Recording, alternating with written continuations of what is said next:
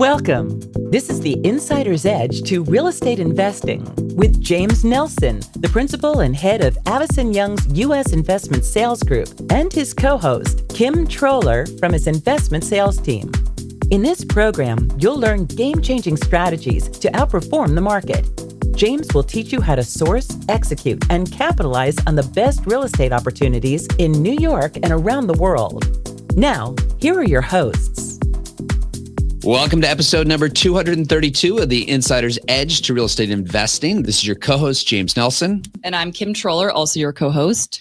And today we are with Craig Deitelzweig, and we're going to be talking about hospitality and office. And you're going to learn how to turn legacy buildings into modern, in-demand workplaces in this conversation. Craig is the president and CEO of Marx Realty, a vertically integrated, hospitality-driven owner-operator with more than 60 properties across 16 states. And Craig explains why he believes the best office today feels more like a luxury hotel or a favorite restaurant than a traditional tower, and how that strategy has led to full occupancy and strong rent growth.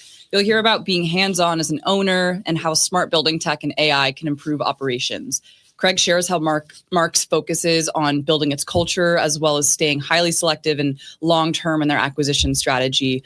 James, I was amazed by Craig's attention to detail with his luxury redevelopment projects in Manhattan, especially with his modernization of 10 Grand Central, where he's constantly thinking about ways to honor its historic character. But he's always thinking creatively about how to improve the tenant experience as well, like giving them a private speakeasy, a Marx Realty branded car, you name it.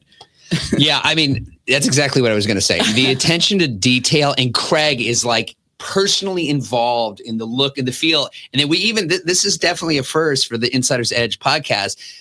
Their buildings have a scent. So like yes. The aroma, and it's I mean, the level of detail is really, really impressive, and no doubt why they've really separated themselves. But this is a tremendous business as well. They clearly do a lot more than just office here. So we're really looking forward to getting into this conversation. And as always, we want to thank you all for joining. JamesNelson.com is the site that we built for you. That's where you can find the show notes, how to connect with Craig and learn more about Marx Realty. There's also a lot of helpful resources out there, white papers that are posted on Forbes. And pretty soon we're going to be rolling out an educational course in partnership with Adventures in Commercial Real Estate. So super excited, and there'll be more updates on that in the near term. So we're going to have a brief word from our sponsor, and we'll get right into our interview with Craig Deitelzweig. Avison Young's United States investment sales platform executes on multifamily office, retail, development, and specialty asset transactions across top U.S. markets. As experienced leaders in the industry, our integrated national team is here to help you make informed investment decisions, whether advising on your current holdings or identifying new opportunities nationwide. Our one unified platform is built on unparalleled collaboration and connectivity across 120 full-service offices around the world, giving clients direct access to the deepest pools of capital. We put our clients first, delivering tailor-made strategies to achieve superior results. Thrilled to have with us today Craig Deitelzweig, who is the president and CEO of Marx Realty. Craig, thanks so much for joining us today. Thank you for having me. Wonderful. So just for our audience, and I know Marx Realty, I believe, has been around since 1915. So a lot of history here. And I know you came on board in 2017, and really the company continues to evolve. But just for our audience, maybe give them a sense of the Marx portfolio and your strategy as far as investments. Sure. So Marx is 110 years old this year, actually. Congrats. And thank you. Wow. And we have 68 properties in 16 states. When I came on board, we had some great assets, but many of them just needed to be, reimagined for the current day. So that's what I've been really focused on. And we have primarily office and retail assets. So in New York, we repositioned 10 Grand Central, and that was really the first office property where we infused our hospitality aesthetic into the office. We've been recognized as being the first to really marry office and hospitality, and that product and that property was really the first time we did that. And that building was 708 3rd previously. And if you know or knew it, it was the worst building on 3rd Avenue. And we've now made it into really one of the best buildings in Grand Central. So we divorced ourselves from 3rd Avenue, which was also a key part of the success of the asset. I know we'll get into it, but I have to ask the question because the idea of renaming a building, getting a new address, clearly you can name a building whatever you like, but actually getting a mailing address, is that a pretty simple process in making that happen? Everything in New York is complicated. Right. That was simple. Okay, good. That's good to know. Yeah, really simple. I mean, our second address is 155 East 44th Street. Okay. So we have like a brand address and the street address. Perfect. Yeah. So I'm excited to get into the actual project-specific questions because I know we'll want you to kind of walk through some recent projects you've been working on. Firstly, how has your company's mission evolved since 1915? And in terms of markets that you're active in, we know that outside of New York, you're also active in DC and Atlanta and maybe a few others. So if you could speak to how you've evolved and then where you're sort of focusing your time now. Sure. So Leonard Marx Sr. founded the company, and he was really a pioneer. So our cross-county center, I don't know if you're familiar with it, but it was actually the nation's first open-air shopping center. Wow. And we also have the first strip center, which is in Ithaca, and we still own these properties today. So we've always thought of ourselves as pioneers. So with everything we do, we just kind of want to take it to the next level. So we have our existing legacy portfolio, and we've revamped all of that to just be much more in every way, hospitality-like on the retail side and the office side. And then now we've been focusing on just New York at this moment. We really want to buy our next office building or two in New York. We're actually bidding on some right now. So hopefully, maybe by the time this airs, we could share some good news. Yeah. But that's really been our focus. And then in terms of how we run the company, we used to third party everything. So we had third party operators that managed all of our assets, actually. We were more of a holding company when I came on board. And then we quickly realized that really no one's better than an owner in managing these properties, rethinking them, just being so hands-on, which is so important today. And that's really been a big part of our success, just really paying attention to those details that only an owner can do. So what are some of the specific benefits to being vertically integrated? We get better pricing on construction. And also our construction team knows what's important to us. So for instance, if we're building something, I have a couple of pet peeves. It's just, that's not going to happen with our group. Whereas with a third party, it's always a new team and all of that. So it's really that consistency. And then on the property management side, we only hire people who actually smile. Who are welcoming, and that goes down to the doorman, to the house car driver. All of that really is important. And I think just having a really wonderful team that works well together and knows how each other works and how best to really push each other, I think is really important. So you're trying to build a cohesive unit that's all sort of representing the same brand. Exactly. Mm-hmm. And we think of it as the Marx brand, and then all of our building brands are their own brands as well. Mm. So this was probably before your time when you joined them with the transition, I guess, from retail to office. But just to point out, and yes, I do know the Cross County Center. Mm-hmm. I believe on your website, you said that you have 220,000 cars that go by it. I don't know if that's per day, but a lot. My car has certainly been one of them. So we have, and I have been there. 14 million visitors a year. Wow. Yeah. That is unbelievable. That crazy. Is a massive, massive number. Yeah. I mean, if I'm not mistaken, I think New York City's tourism numbers is, at a peak was 70 million. So 14 million. I mean, that's a lot of people. Mm-hmm. It's over 71 acres. I mean, that's a really substantial retail center there. So I guess the question, and you said you got some retail in Ithaca as well. The decision, I guess, from Leonard Marx to, maybe at some point start diversifying as opposed to, expand the retail footprint even further. Was it kind of with the goal of diversifying or? No, it was really where the opportunity was. So a lot of our properties we actually purchased during the Great Depression. So not many people can say that. Yeah. That helps for basis. Right? Yeah. So 545 Madison, we own that land from the Great Depression. Wow. And same as 532 Madison. So a lot of these properties were from that time period. And then we worked a lot with partners who would bring us on board or we bring them on board. And then over time, 10 Grand Central, we owned with a partner. Then we bought them out and repositioned the asset when we kind of just were thinking, there was a time when you could just sort of sit on real estate. And we think those days, and we thought those days were over. You really have to actively manage these properties and constantly make them the best properties they can be. So that was really our guiding star, and still is. Mm-hmm. So your decision to, at this time, to focus on office, specifically here in New York, as opposed to maybe actively looking to pursue retail, I mean, how are you? What's guiding that focus right now, and Sure. Maybe not looking at other, say, retail opportunities or other asset classes? We do look at retail opportunities as well, but in office right now, we just think this is the time. There's really this disconnect in the market. Just recently you started seeing some good articles out there about the demand for office, but we've been seeing this for a while, and there really isn't much supply. So if you're a 150,000 square foot tenant and you want to be in Grand Central, your choices are very limited. And then we also think what we do is very special. And so we create these distinctive spaces that tenants really want to go to. And we've been able to do it in properties that are from the 1920s, 30s, 60s, 2000s. So, we think we're kind of unique in that way. And then bringing hospitality into office, which everyone talks about now, but we really don't think they truly do it. There might be elements of it that they do properly, but ours is really more of a holistic approach to the asset and the brand of the asset.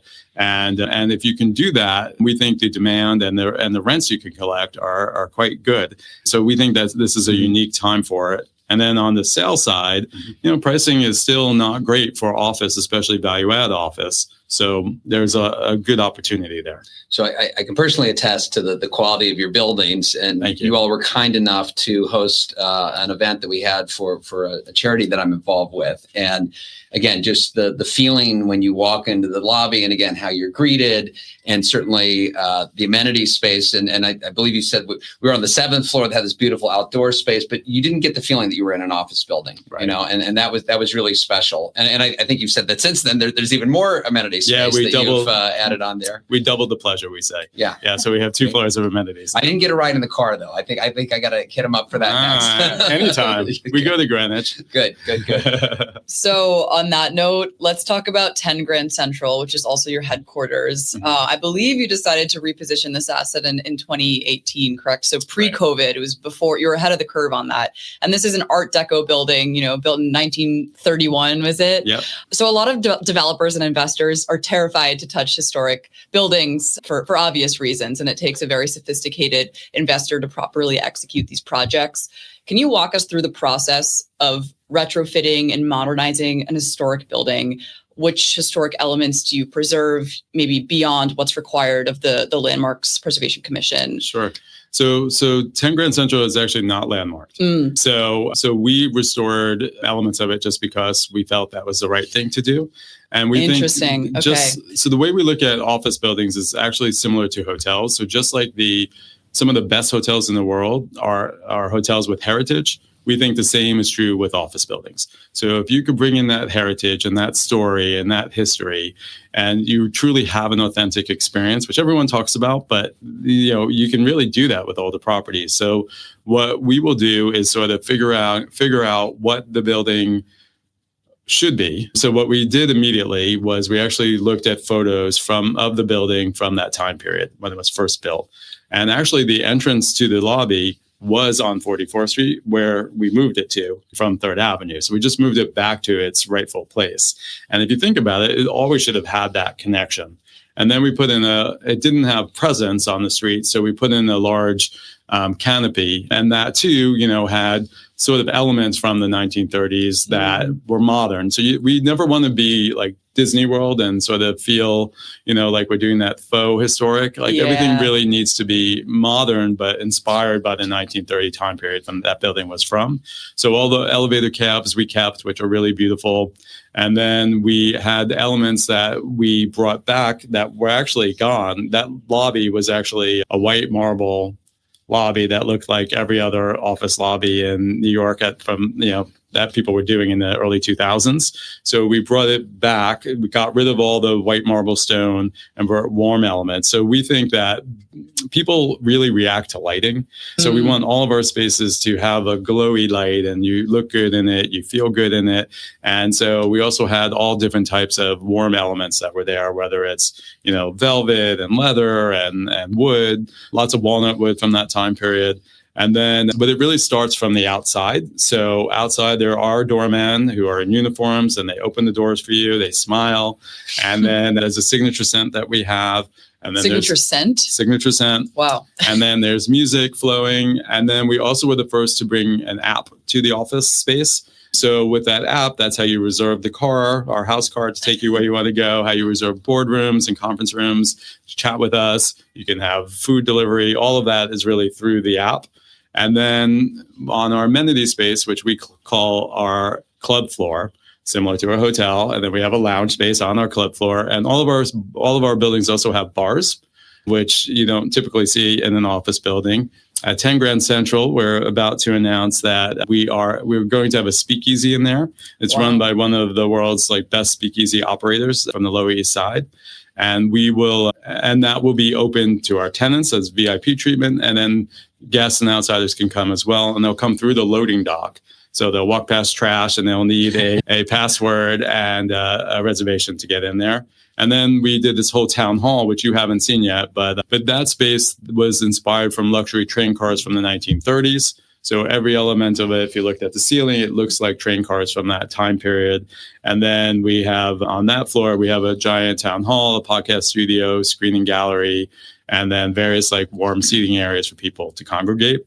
And by doing this, which is all, the reason we do it is because our tenants love coming to the office because of these things. And when they tour, they take photos, they post on Instagram, just sort of organically. And these spaces are used all the time. We once had a tenant come and tour, and he thought we actually staged it because it was just so active and alive. And it's like that from morning to night. And that's kind of what today's tenants want. So I think what tenants want has really changed. And we thought this is what tenants would want before they knew they wanted it. And then so interesting about this. And then during COVID is really when it kind of tenants realized that would bring their employees back to the office. Well, we've heard a lot of developers express that COVID really just exacerbated all of these issues that were already in place. The amenities, the well-located to public transit, all of these things that are making office appealing now, the spaces were already obsolete before, and COVID was sort of like the straw that broke the camel's back. So it's amazing that you really jumped on that opportunity before everyone else did. Thank you. Yeah. And it's made what we also love seeing, and this is kind of a new thing, is all the tenants, but most of the tenants that we leased to during COVID all thought they would be in the office 2 to 3 days a week, and they're in 4 to 5 days a week. So at 10 Grand Central, since we're talking about that building, we've actually had 14 tenants this year who expanded in the building. Yeah, that's amazing. Yeah, and so we're full as a result. But it's just tenants didn't realize how much their employees would come into the office, and we think we have something to do with that. They just like being there, and they come in more as a result. Well, I got to admit, I'm feeling a little self-conscious about our lighting right now. We need some more velvet and leather in the studio. I don't know. We might have to step up our game, But what I was thinking, clearly there are trade-offs with the conversion versus a ground-up, new built-to-suit office, right? So do you think that you've been able to accomplish everything that a brand new office development does, or is your tenant base saying we don't need all that stuff with the floor to ceiling glass or whatever it is modern that a brand new building could offer? Is it just kind of a different tenant base? Are there trade-offs, considerations? It's a little bit of both, I would say. It's a hard question to answer. Some of our tenants don't realize we don't have, at 10 Grand Central, we don't have floor-to-ceiling windows. They'll actually talk to us about other buildings not being, a new building, like we were just built. So I think it actually kind of almost creates an illusion that this is brand new. And we do it with our build-outs of the spaces too. Mm-hmm. And really, the only difference I would say is there are columns. They just are. But those columns, what we will do is build out the space and almost make those columns disappear. And to the extent we can't, have them disappear in the offices and the build out, the cafes and the like, what we'll do is we'll actually celebrate those columns and make it like something really cool and beautiful. And just think about your favorite, restaurant. I bet you your favorite restaurant is not in a glass and steel structure. It's probably in this really cozy space. Yes, and character. And so that's kind of what we really connect with them on. But we also have buildings that are glass and steel. And those buildings too, we do bring in hospitality. And by doing that, we've raised rents pretty significantly. So 545 Madison, which was just redone. So we owned the fee there, and then we kicked out the leaseholder. It was a ground lease structure. And then we combined the two. And then when we did that, but previously the building was repositioned in 2009. So put in a brand new glass skin that's floor to ceiling.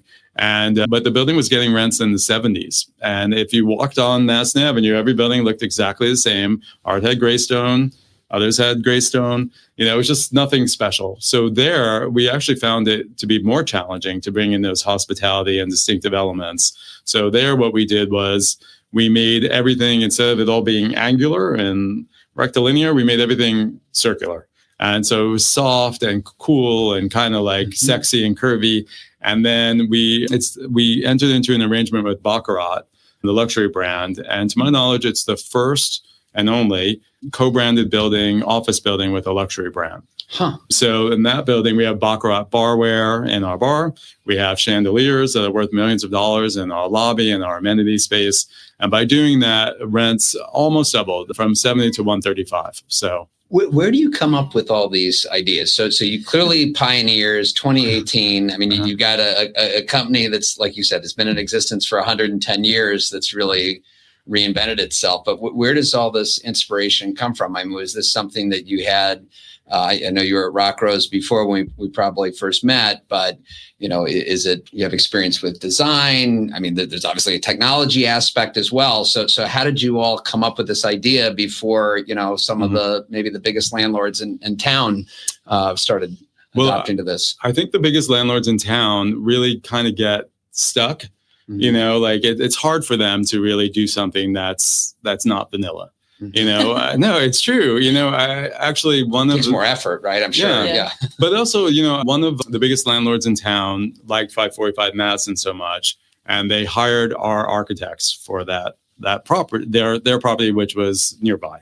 And then I toured it, and it was fine. And then I asked the architect, I'm like, why is this just fine? Like, what happened? And they said they wanted to copy us. Like, why couldn't they do that? And what he said was, there was a committee, and there were 10 people making these decisions, and as a result, it just kind of all sort of, there wasn't like a true maybe value engineered out of it. And the true vision. Like it's sort of like every detail really matters. And I think if you have 10 people working on it, something might get lost in that, and it just gets a little muted. So I think that's part of it. And then also my background is actually, in addition to Rock Rose, I worked at various other developers and private equity firms. And during that time, I worked on hotels, I worked on residential, I worked on retail and office. And what's happened is all of those have converged. And what we try to do is take the best of all of it. So actually at 545 Madison, because it's on Madison Avenue, we wanted to take some retail elements. And if you look at these retail spaces, they're pretty amazing. They're some of the most beautiful spaces. So our doors to 545 Madison were from a retailer on Madison Avenue. We kind of took that aesthetic. So it just kind of felt like special and important when you go into the space, as an example. And then the Baccarat brand was really helpful too, because, obviously all those beautiful chandeliers, just, if we did nothing else, it was going to be stunning. So, and then what we do is for every tenant, when they move in, we give them Baccarat barware as a gift, and it's just kind of keeping that brand. And even our house car for that building, we use a Baccarat scent instead of the Marx scent.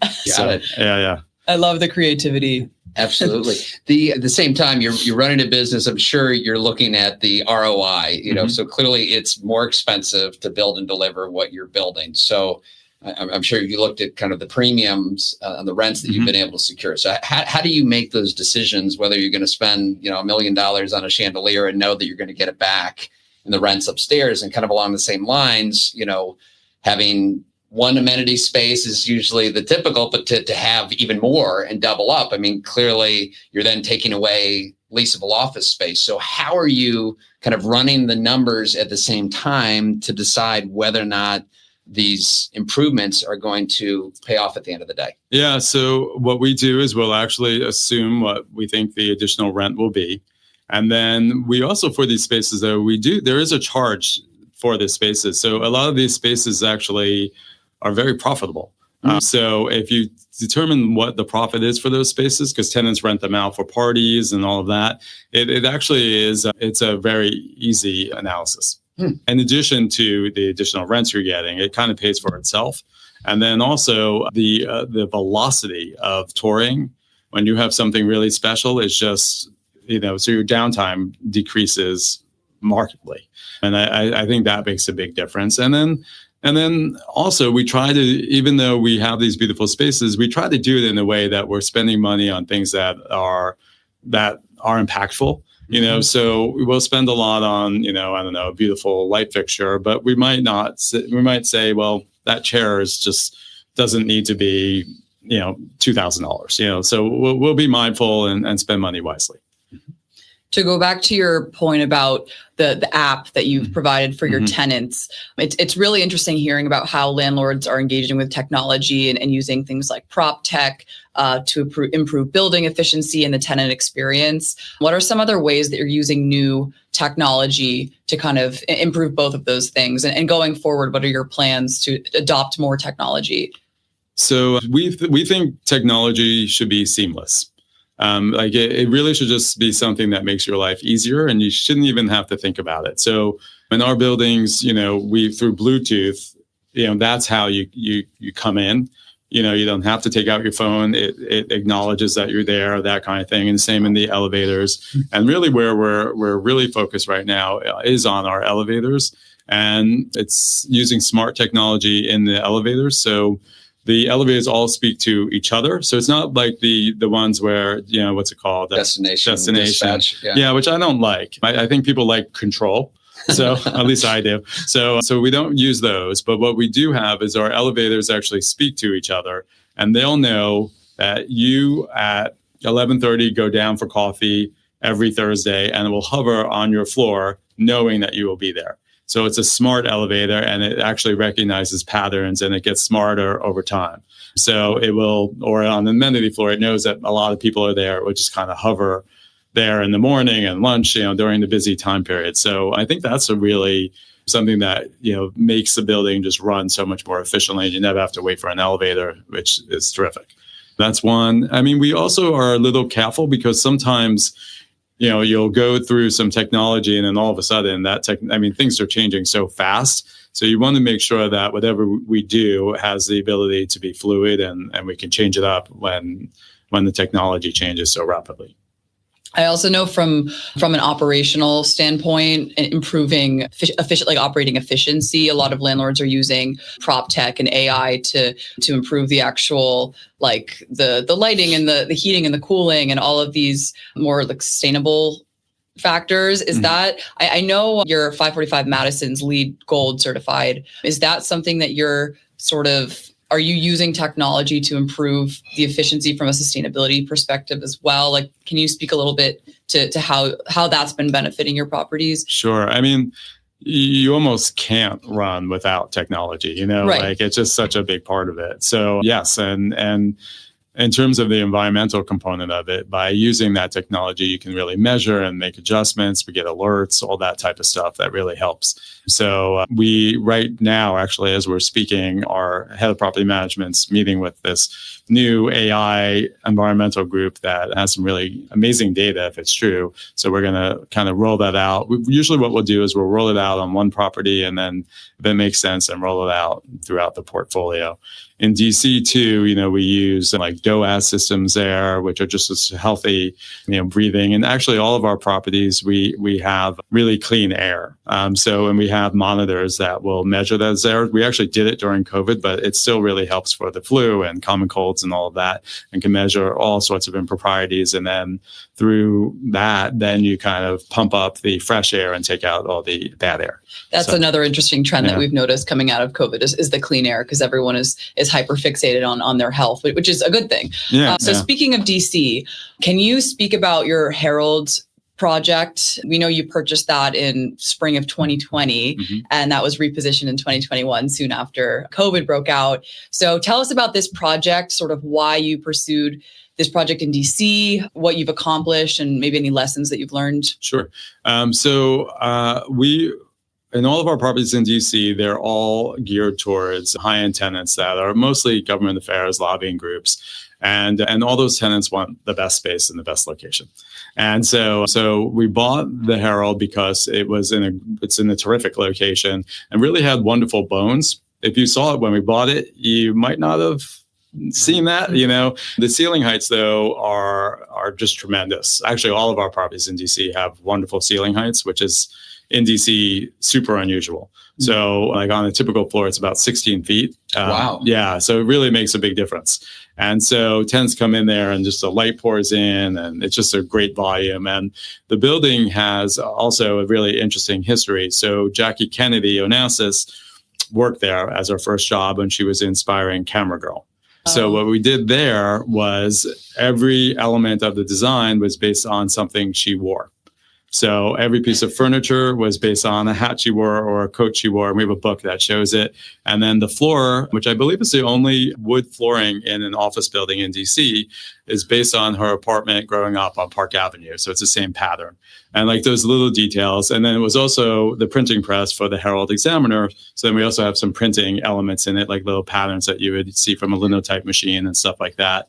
And because it was so special, the building is now 90% leased during a pretty challenging, leasing market in DC. But it's picked up this year pretty dramatically. But we've been able to get some, wonderful household name brands tenants in that building. And there too, we're having tenants that are expanding. So that's been really great too.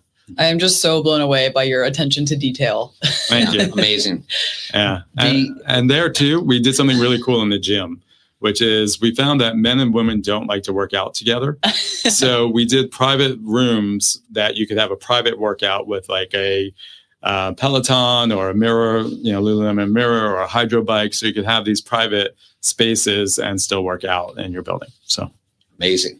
So not a surprise then that Marx has been recognized as one of Crane's best places to work. So I'm sure with the attention to detail that you're showing in the buildings, I'm sure that definitely is represented at your company as well. So what do your operations look like? I mean, again, you said you're in 16 states, over 80 assets. What does that look like? And how have you been able to foster this culture that you have at the company?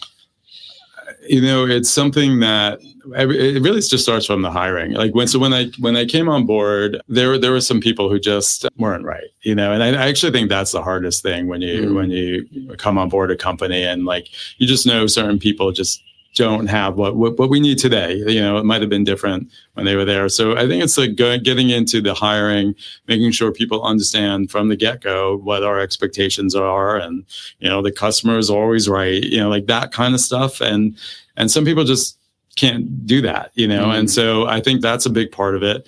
And just I think we really try to, when we don't do something right, we try to learn from it, and I think that's like a big part of it too. And then, I think the junior people learn from the more senior people, all the traditional type stuff. And I think we're just really blessed and fortunate that we have a team that they really enjoys working together and really gets what our mission is. Mm-hmm.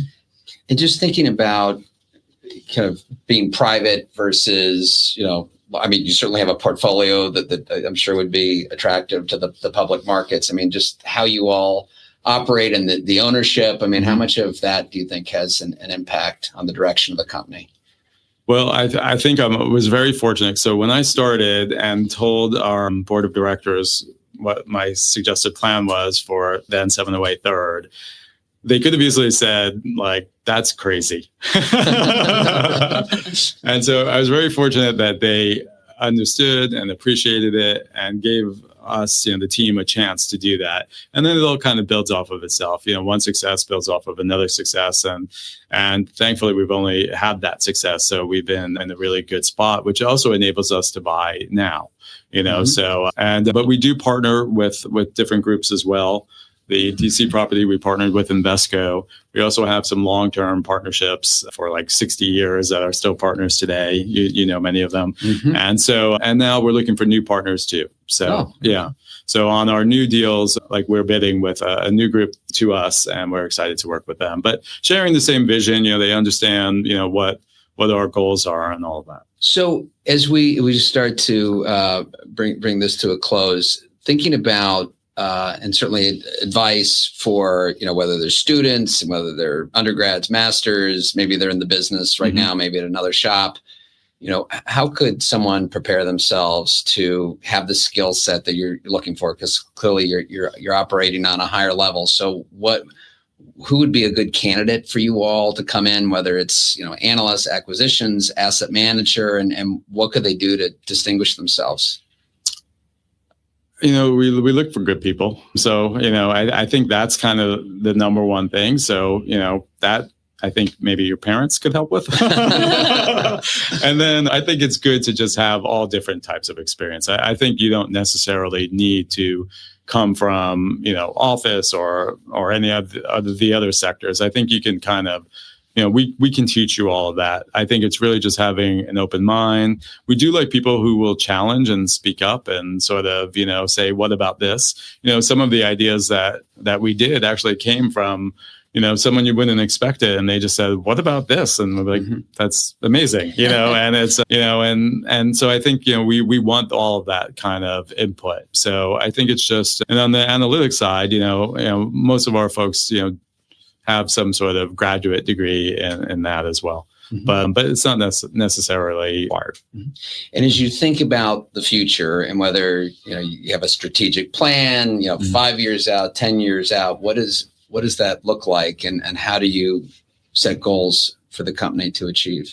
Sure. I mean, it really depends on what we buy. So we're not the kind of group that's just going to buy, 20 properties and then you can't really make these properties into wonderful assets. So we want to buy in a very sort of careful approach. We are very targeted on where the assets are. We do think location matters again, for instance, and then all the buildings have to have those bones. So we have to be able to buy in a way that we can like buy, fix, and then, make it hum. And we could probably do 2 of those types of acquisitions a year, maybe 3, depending on, the size of it and all of that. And we're also doing right now, we're actually expanding Cross County Center.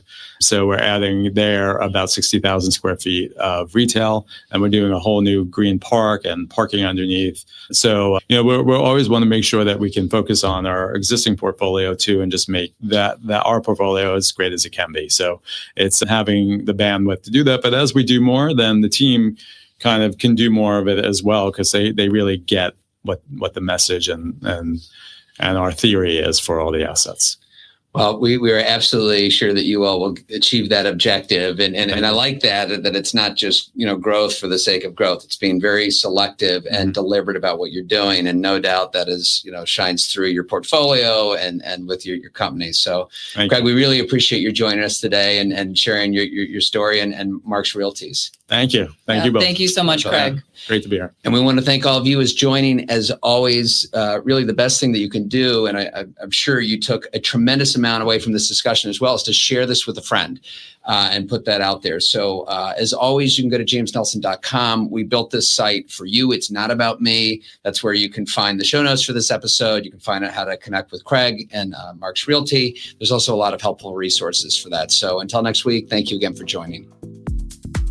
Thank you for listening to the Insider's Edge to Real Estate Investing. We appreciate your subscribing and sharing with your friends. If you haven't already, please connect with James at James Nelson NYC on LinkedIn, Instagram, and Twitter. Please also visit jamesnelson.com, where you can sign up for our monthly newsletter, find the show notes, other episodes, exclusive video series, and other helpful resources so you can gain the insider's edge to real estate investing. Until next week. This podcast is for educational purposes only and should not be relied upon for investment decisions. The opinions expressed are those of the guests and not their companies. Listeners should not act upon the information without first seeking appropriate advice from an accountant, lawyer, or other professional.